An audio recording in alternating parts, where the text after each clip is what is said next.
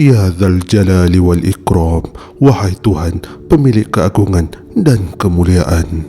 Inilah zikir daripada Nabi SAW yang boleh kita amalkan ketika memohon doa kepada Allah Subhanahu Wa Taala. Zikir ini ada di dalam hadis Nabi SAW dalam riwayat Tirmizi dari Anas bin Malik bahawa Nabi SAW bersabda, tetaplah berdoa dengan mengucapkan Ya Dzal Jalali wal Ikram, wahai Tuhan, pemilik keagungan dan kemuliaan. Riwayat Tirmizi 448.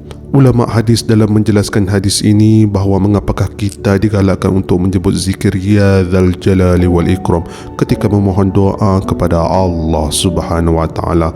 Yang pertamanya adalah kerana ianya adalah sunnah Nabi sallallahu alaihi wasallam. Kerana Nabi sallallahu alaihi wasallam apabila memohon doa kepada Allah Subhanahu Wa Taala, baginda kerap menyebut zikir Ya Dzal Jalali wal Ikram. Nabi ketika berdoa kepada Allah, beliau selalu memohon dengan mengucapkan Ya Dzal Jalali wal Ikram.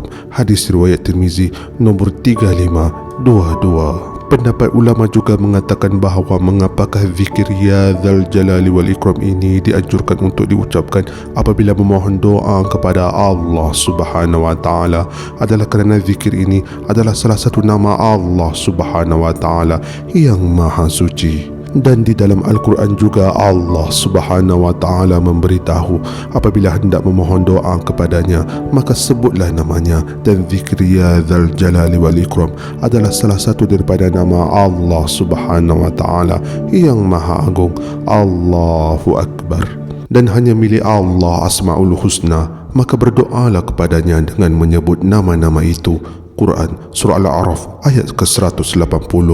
Pendapat ulama di antaranya Imam Al-Qurtubi dan Imam Ibn Taymiyah menyatakan bahawa zikir Ya Dzal Jalali wal Ikram ini adalah nama Allah Subhanahu Wa Taala yang paling agung berdasarkan hadis bahawa Nabi SAW apabila memohon doa kepada Allah Subhanahu Wa Taala, Nabi SAW sangat kerap menyebut zikir Ya Dzal Jalali wal Ikram. Dan ada juga pendapat ulama mengatakan bahawa zikir Ya Dzal Jalali wal Ikram ini adalah menjadi salah satu sebab Allah Subhanahu Wa Taala memakbulkan doa kita oleh kerana Nabi SAW kerap mengamalkannya dalam permohonan baginda kepada Allah Subhanahu Wa Taala, Tuhan yang Maha Esa.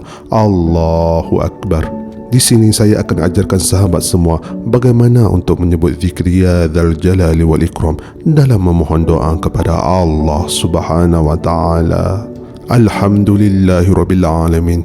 Ya Allah, ya Tuhanku, Ya Dzal Jalali wal Ikram, ampunkanlah dosa kedua ibu bapaku dan masukkanlah mereka berdua ke dalam syurgamu dan jauhkanlah dari siksa api neraka. Ya Dzal Jalali wal Ikram.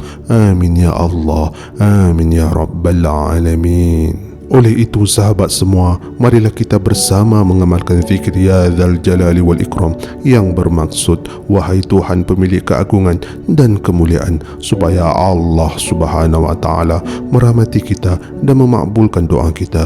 Ya Dzal Jalali wal Ikram. Amin ya Allah.